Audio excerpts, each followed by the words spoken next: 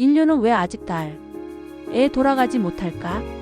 1969년 7월 20일 인류는 처음으로 달에 발을 디뎠습니다. 한 인간에게는 작은 발걸음이지만 인류에게는 위대한 도약이다. 그 말과 함께 아폴로 11호는 인류의 역사를 바꿨죠. 그 후 50년이 넘었습니다.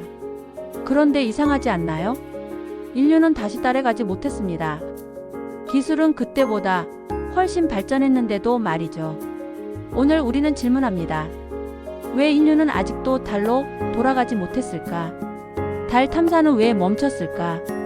달 탐사는 사실 과학이 아니라 정치의 산물이었습니다.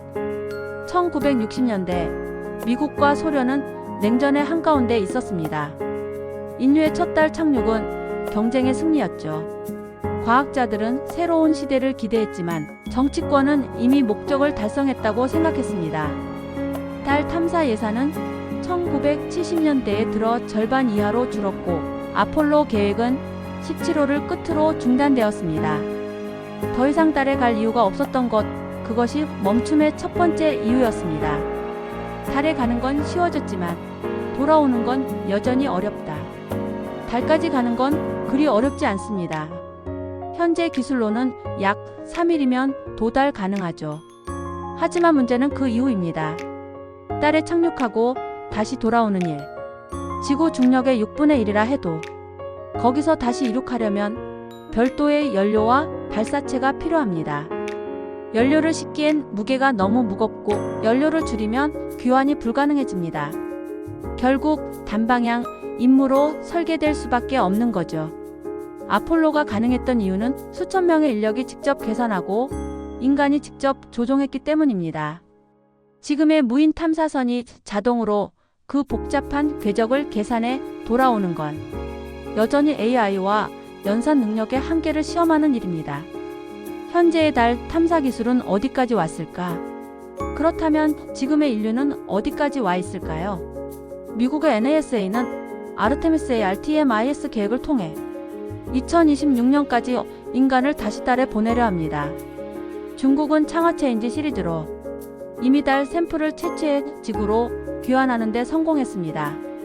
일본의 SLIM 착륙선, 인도의 찬드라얀 3호, 한국의 다누리까지. 이제 달 탐사는 더 이상 미국의 전유물이 아닙니다. 하지만 이들 대부분은 착륙까지만 성공한 상태입니다.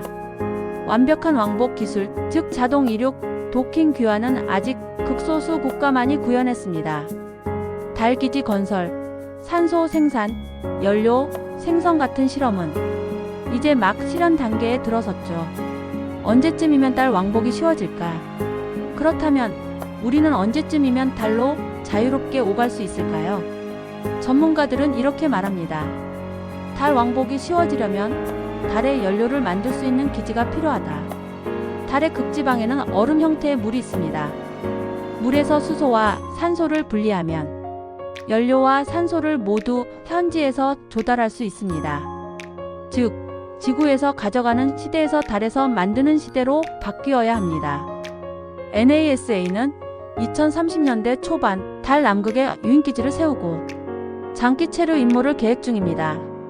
중국 역시 2035년경 자체적인 달 기지 건설 계획을 발표했습니다.